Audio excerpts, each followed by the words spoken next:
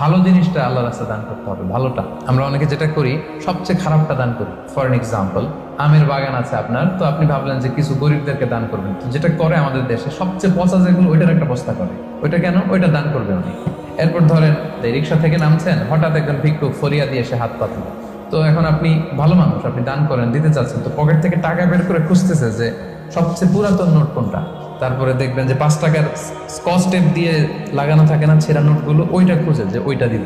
তো এইটা যদি করেন, এটা আপনি ভুল করছেন, কারণ এই দানটা বেসিক্যালি আপনি আল্লাহ তাআলাকেই করছেন। কিয়ামতের দিন আল্লাহ বলবে, আমার তুমি খাবার দিলা না, আমাকে পোশাক দিলা না, আমাকে সাহায্য করলাম। বনি আদম বলবে, আল্লাহ বলেন কি? আপনি খাবার চাইলে তো সারা দুনিয়ার সব দামি দামি খাবারের বস্তা আপনার কাছে এনে দিতাম, আপনি পোশাক চাইলে তো আমারটাই খুলে দিতাম। আল্লাহ বলতেন, ওই যে অসহায় পীড়িত দুস্থ সুবিধা বঞ্চিত মানুষগুলোকে খাওয়ালে আমাকে খাওয়ানো হতো, তাদেরকে পড়ালে আমাকে পড়ানো হতো। তো এই যে আপনি ছিঁড়া নোটটা যে গরিবের হাতে দিলেন, আসলে ওইটা আল্লাহরে দিছেন আপনি, এটা কখনোই করবেন না। আল্লাহ তাআলা বলছেন, ওয়ালা তায়াম্মামুল খাবিসা মিনহু তুনফিকুন, খারাপটা আল্লাহরে দিও না, আল্লাহর রাস্তায় ভালোটা দিবে। সবচেয়ে ভালোটা যদি আপনি আল্লাহর রাস্তায় দিতে না পারেন, তাহলে আপনি ইমানদারি হতে পারবেন না।